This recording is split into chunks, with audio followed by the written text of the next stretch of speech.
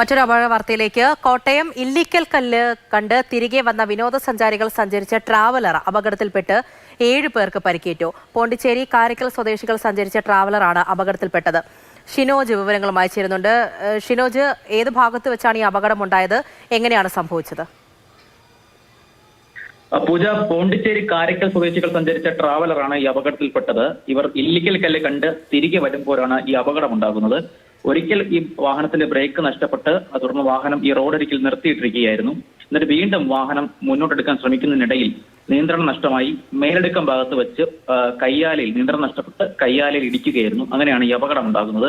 14 പേരാണ് വാഹനത്തിനകത്തുണ്ടായിരുന്നത്. ഇതിൽ 7 പേർക്കാണ് പരിക്കേറ്റത്. ദാസ്, അയ്യപ്പൻ, വെങ്കടേഷ്, ഫാസിൽ, അതുപോലെ തന്നെ ഡ്രൈവറായിട്ടുള്ള അശോക്, നസീം, അയ്യപ്പൻ എന്നിവർക്കാണ് പരിക്കേറ്റിട്ടുള്ളത്. ഇതിൽ 7 പേരുടെയും പരിക്ക് വളരെ ഗുരുതരമല്ല.